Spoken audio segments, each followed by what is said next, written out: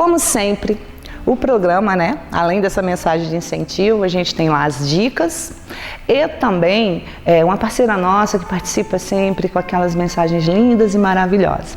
Mas como nós estamos falando de doença de se amar, já é comprovado que a tua mente, ela faz a diferença na tua vida. Então hoje, ao invés da mensagem da Sueli Meirelles, o corpo humano ele é multidisciplinar, né? A gente precisa do médico, a gente precisa do psicólogo, a gente precisa fazer algo por nós mesmos, muitas vezes até no lazer, uma dança, alguma coisa que te faça feliz. Então, ao invés daquela mensagem, a Sueli vai ser a nossa entrevistada, abordando muito esse tema para que você se cuide de dentro para fora, de fora para dentro e, né, pensando sempre em ser feliz. Vamos lá? Bem, como eu falei com vocês, né, a Sueli é uma parceirona que está sempre conosco e tem sempre uma atuação especial nesse programa. Só que hoje está mais que especial, porque nós estamos aí, né, em novembro, passamos outubro e tem temas que são abordados que são, na verdade, as doenças e uma das piores que existe, pelo menos na minha concepção, é o câncer. E o ser humano é um todo. E nada melhor que a Sueli para mostrar isso pra gente, né? Tudo bom, Sueli? Tudo bom, Silvia. Mais uma vez, obrigada pelo convite para estar aqui conversando com as nossas telespectadoras sobre esse tema tão importante. Por que algumas pessoas desenvolvem câncer? Verdade. E o que ocorre, né? A gente fala porque algumas, mas hoje, não sei se antigamente não tinha tanta informação, né? A gente não tinha tanto acesso à mídia, mas hoje a gente vê que as pessoas muito jovens, vamos falar, por exemplo, o câncer de mama que passou outubro aí, era um câncer que desenvolvia na mulher, né? Na menopausa, e hoje a gente vê muitos jovens, eu mesmo conheço assim de perto várias, que aos 20 e poucos anos, 30 e poucos anos estão desenvolvendo aí o câncer. E o homem, né, o câncer de próstata também está muito comum. Então eu queria que com a sua visão, como eu falei, o ser humano é uma máquina, a gente depende de estar tudo bem. Falasse um pouquinho aí. Tá, então vamos lá. Por que a incidência em pessoas jovens hoje em dia? Por que aumentou? Nós temos também os fatores hormonais dos alimentos. Por exemplo, né, do frango, toda alteração. Então, a nossa alimentação hoje não é tão saudável quanto antigamente. Embora aqui em Friburgo até seja mais, porque nós temos uma proximidade assim, de região hortifrutigranjeira, então temos mais acesso a produtos naturais. Mas esse é um dos fatores, a questão dos hormônios nos alimentos. O outro fator é o excesso de radiação, internet, computador, celulares, que são fatores também. Nós estamos falando aqui dos fatores externos, mas psicologia trabalha com os fatores internos, né? Então vamos lá. O que se entende sobre o desenvolvimento do câncer do ponto de vista emocional, psicológico? No processo de desenvolvimento do sistema imunológico, as células de defesa são produzidas na medula dos grandes ossos, como o do fêmur, por exemplo. Depois elas são trazidas à glândula timo, no peito, onde elas são especializadas como células de defesa do organismo e são armazenadas no baço. Então, o nosso baço tem uma reserva de células de defesa que vão entrar no sistema circulatório e vão procurar combater, vamos chamar de lixo eletrônico, não é? Que é aquilo que o nosso organismo, por exemplo, o nosso organismo todo dia produz células mal formadas, mas se o sistema imunológico está ativo, ele combate, então ele elimina essas células mal formadas. Mas quando uma pessoa entra em depressão, a mitocôndria, que é o centro energético da célula, tem o mesmo padrão da pessoa depressiva. Então, essa célula, ela, vamos dizer assim, fica desanimada. Certo. Né? E ela não sai em defesa do organismo, porque a pessoa não está saindo em defesa de si mesma, seus direitos, seus objetivos. E nós vamos entender o tumor como um concentrado de energia. Tecnicamente, quando nós trabalhamos com pacientes oncológicos, nós fazemos o diálogo com o tumor. Eu trabalho com pacientes sexo masculino, com questão de tumores na próstata. Então, nós fazemos essa conversa, porque assim, o inconsciente, ele tem uma representação em qualquer ponto do organismo. Vamos dizer assim, todos os órgãos falam. Então, simbolicamente, nós fazemos esse diálogo para entender qual a situação de vida que gerou o desenvolvimento de um tumor. Então nós vamos perceber isso, inclusive a pesquisa feita já há muitos anos por um médico americano chamado Carl Simonton. Ele e a esposa, ele médico, a esposa psicóloga, eles escreveram um livro intitulado Com a Vida de Novo, em que eles mostram através de pesquisa a correlação entre câncer e depressão. Antes que uma pessoa desenvolva um tumor, ela entra num processo depressivo. Então nós temos aí a função do trabalho preventivo de saúde, que objetiva não exatamente combater a doença, mas fortalecer o organismo. Então essa é a nova proposta. Nossa, bacana. Eu estou aqui escutando você falar, né? Nós trabalhamos, o meu trabalho é de equipe multidisciplinar o tempo inteiro, e nós vemos o cabelo como apoiador do sistema. Ele mostra doenças. E existem pesquisas que quando a mulher, principalmente a mulher, né, tem o câncer, vai fazer a químio, a preocupação dela é com a queda capilar e não com a doença, certo? Mas o que é interessante, normalmente nós observamos, porque a queda de cabelo, ela mostra várias coisas suas, não é uma queda, ela não é um fator. Tá? Você tem que ver a parte hormonal, a nutricional, que hoje é muito importante, ninguém está bem nutrido, como você falou, né? Os hormônios, a gente já começa lá no ventre a consumir eles, infelizmente. E também os hábitos, né? Os hábitos do dia a dia, que você falou aí, das coisas tóxicas que a gente tem, até a lâmpada que a gente fica exposta o dia inteiro, é o computador, é o celular, é a televisão. Isso tudo está inflamando, né, o nosso organismo, e a correria que existe de ter que chegar a algum lugar. Então, o nível de estresse é absurdo e muitas vezes o cabelo está caindo te mostrando isso. E ele tem muitas vitaminas. E quando o corpo entra num processo de estresse, ele quer muito, tudo dobrado. Aí puxa do amigo o cabelo, ele já está te dando um sinal. E o interessante é que a gente tem um exame através do cabelo, que com 4 fios a gente mostra a epigenética. Porque você tem o DNA e você tem o que é transformado ao longo da vida, que é o RNA ali pelos hábitos, né? E fala muito disso aí, mostra até o que está interferindo na tua vida. E a gente vê muita parte sono, intestino das pessoas, o emocional, né? E a gente fala assim, essas coisas que estão aí, que está nos intoxicando. E todo mundo que chega pra gente, ele já vem com nível de depressão. Eu diria que a depressão, ela tá aí comandando, né? O índice é bem alto. É bem alto. E com isso também aumenta aí as doenças, o câncer, né? Com certeza. O que você sugere para as pessoas desse caso? Dentro desse princípio, por exemplo, quando nós pedimos à pessoa que desenhe a doença, que faça o desenho da doença, de um modo geral, essa percepção é amplificada. A doença é um monstro. Mas, na verdade, até o princípio da quimioterapia, a célula cancerosa é uma célula extremamente fraca e por isso se faz o coquetel de químio para que ele intoxique as células fracas e as fortes sobrevivam. Esse é o princípio. Na verdade, a quimioterapia é um processo de intoxicação do organismo para fazer com que as células fracas, que são as células cancerosas, possam morrer e as outras, e o organismo resista, né? Então essa é a ideia.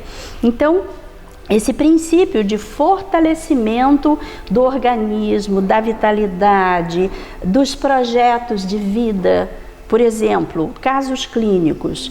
Um dos casos clínicos relatado por esse autor é que a pessoa se manteve até a graduação da filha. Então ela tinha um motivo para estar vivendo, para estar contribuindo. Então, esses fatores motivacionais, eles são muito importantes. Então, do ponto de vista psicológico, nós vamos fazer 2 movimentos. Um é identificar quais são os fatores emocionais que facilitaram o desenvolvimento da doença. E depois nós vamos polarizar positivamente, através de reprogramação mental, no sentido de desenvolver novos projetos de vida, motivações, fortalecer o estado emocional. Por exemplo, tem muitos trabalhos hoje em dia que se utilizam da relação afetiva com os animais de estimação, ou do idoso com a criança. Tudo isso está sendo reativado no sentido de perceber o quanto os aspectos emocionais são a causa, a essência, o conteúdo do desenvolvimento de uma doença. Sempre concluindo, porque a gente acaba trabalhando na mesma linha, quando você falou do subconsciente, né, tem pessoas que às vezes chegam com uma queda absurda, e uma das perguntas é, passou por algum trauma, alguma coisa? Não. Só que quando você busca, estava guardado no subconsciente coisas às vezes de anos. Com certeza. Tá? E aí, né, o subconsciente vai lá e está colocando para fora, sutilmente você não está percebendo. Então, o que eu entendo aí do que você está falando? A gente tem que pensar psicologicamente, estar sempre bem, ter sempre objetivos, não é isso? Sim, olha aqui. Nosso organismo é um sistema de troca com o meio ambiente. Então, se a pessoa fica triste por algum motivo, ela precisa chorar para que ela esvazie a tristeza e reative o equilíbrio do organismo. Se ela está aborrecida, se ela está irritada de modo adequado, ela precisa esvaziar a irritação ou o medo. O que nós fazemos nesse trabalho de revitalização?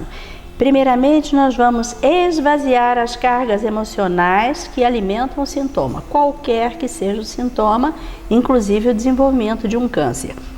São 5 emoções básicas: medo, raiva, tristeza, dor emocional e culpa. É preciso esvaziar. E como você diz, às vezes isso é um arquivo de longa data, porque o inconsciente é atemporal e ele associa situações por semelhança, não é uma aproximação cronológica. Certo. Então, uma situação que seja parecida vai emergir. Então, nós fazemos isso. Primeiro, o esvaziamento das emoções, para que depois essa energia liberada seja polarizada positivamente em termos de motivação para a vida. Bacana. E eu acho assim, a pessoa não deve esperar a doença, né, para buscar essa ajuda. Hoje a gente tem que buscar algo que realmente nos agrade, ter lazer, ter objetivos, né? E muitas vezes, como nós estávamos conversando antes, se tem que chorar, se tiver que explodir, tem que explodir. De modo adequado, no contexto isso, adequado, né? mas precisa, né? E às vezes a gente não sabe esse caminho, então eu acredito muito na terapia. Todo mundo teria que fazer um pouco de terapia, sim, né? Inclusive os terapeutas fazem, né? Nós fazemos terapia didática durante muito tempo e fazemos uma atualização anual nos nossos retiros. Inclusive, quero deixar aqui um convite para o nosso congresso Felicidade e Espiritualidade, que será realizado na PUC Goiás, de 18 a 20 de outubro. 18 a 20 de outubro. Está na internet, né, com os palestrantes internacionais, mostrando essa correlação entre a transcendência do ser humano e o estado de felicidade, porque afinal de contas todos nós queremos ser felizes, né? É verdade. Falando em felicidade, você também comentou comigo que teve um autor que passou por um câncer, escreveu um livro, como ele curou, me fala um pouquinho disso. Exatamente. Então vamos lá, Renato Maiol é um autor de um livro intitulado Câncer, Corpo e Alma. Ele desenvolveu um câncer a partir de um contágio de laboratório, ele era um pesquisador, e o prognóstico era de pouquíssimo tempo de vida. E ele decidiu, já que tinha pouco tempo de vida, ir para o sítio e assistir comédias. E ele riu muito durante um mês e ele reverteu o quadro. Nossa. E vocês vão encontrar também no YouTube um vídeo do Greg Braden, que é um pesquisador americano, mostrando a remissão de um tumor de bexiga numa mulher na China em 3 minutos. Está lá o vídeo para quem queira assistir. Nossa. Eles trabalham no grupo com comandos linguísticos, dentro do princípio de doação de energia, e ele filmou a remissão do tumor, um tumor pequeno, mas o tumor regrediu. Bacana. Bem, o programa de hoje, né, a gente está aí incentivando as pessoas a se amar, a se cuidar, como sempre, mas abordando um tema que nesse mês é um tema de evidência, que é o câncer de próstata. Mês passado a gente teve lá em evidência o câncer de mama, que, né, mas o câncer dá em qualquer lugar do corpo. Sim. E a gente percebe que o homem, muitas vezes ele diz que é tristeza onde é uma depressão. Ele é mais difícil de se cuidar, né? De buscar realmente uma ajuda. Então, assim, eu queria que você deixasse uma mensagem para as pessoas que estão passando por essa doença. O que pode ajudar? Olha só, você contou a história aí do cara do livro, né? O que tem, assim, que nós podemos ajudar e ele se ajudar, né? Sim, para sair então dessa. vamos lá. Em primeiro lugar, existe o aspecto cultural que diz: homem não chora, o homem tem que ser forte. Isso ainda existe, embora hoje em dia menos, mas isso atrapalha bastante por essa questão. Qual é o padrão masculino? Eu me aborreço, eu fico triste, eu vou conversar com os amigos sobre outros assuntos e esperar que aquilo se resolva. De um modo geral, o homem não tem a tendência de focar as questões emocionais. Isso é um aspecto cultural. Então isso vai se acumulando. E essa pessoa vai passar ao longo da vida uma série de situações que vão ficar arquivadas lá no inconsciente profundo. E a partir daí, num dado momento, vai surgir, né, a evidência do câncer. A outra questão é o preconceito que os homens têm em relação ao exame. E como é importante. Inclusive, quero deixar aqui uma outra novidade. Nós estamos trazendo para Nova Friburgo um exame chamado bioeletrografia, que fotografa numa máquina especial os 10 dedos e faz diagnóstico de todos os sistemas do organismo, inclusive como trabalho preventivo para o desenvolvimento de um tumor. Isso é pioneiro na área de medicina. Tá? Vamos começar em outubro no nosso consultório. Então, são feitas as fotos e o programa de computador, ele dá todos os sistemas do organismo, os que estão em baixa de energia, os que estão dentro do padrão de normalidade. Então, isso é uma medicina preventiva para que as pessoas evitem, porque dá, inclusive, o diagrama em relação ao desenvolvimento, o aumento de próstata ou o desenvolvimento de um tumor em qualquer parte do corpo. Que bacana! E aí, então, olha quanta novidade, um exame, vamos dizer, relativamente simples, mas que faz toda uma diferença, você aí que tem medo, né? Então vamos deixar uma mensagem aí pro pessoal de casa, né? Porque eu falei assim, o programa de hoje, a gente tem aquela parceira que vem aqui falar mensagens maravilhosas, mas hoje vai ser em forma de entrevista, mas não custa, né? Você finalizar com aquele incentivo para todo mundo. Em primeiro lugar, ame-se. Em segundo lugar, cuide-se. E equilibrando a autoestima e o cuidado, procure perceber em termos de hábitos de vida, quais são os hábitos positivos que contribuem para a sua saúde e quais são os hábitos negativos que estão conduzindo você a uma baixa imunológica e ao surgimento de doenças. Cuide-se muito, ame-se muito e seja feliz. Ai, que lindo, gente. A gente vai ficando por aqui, não sai daí não, que daqui a pouco tem mais, tá? Obrigada, Sueli. Obrigada a você, Silvia, mais uma vez. Mais uma vez, agradeço também às nossas telespectadoras, aos nossos telespectadores nesse mês de novembro. E estamos disponíveis também na nossa página no Facebook, nos nossos blogs, no nosso canal, no YouTube. Se inscrever lá, Sueli Meirelles, vão aparecer as nossas lives também, tem muitas gravadas, nós estamos postando agora no canal e a ideia é que essas informações básicas possam ser transmitidas e que sejam muito úteis para todos que acessarem. Obrigada. Não deixa de entrar não, gente, aqui o tempo é curto, mas lá tem muita coisa legal.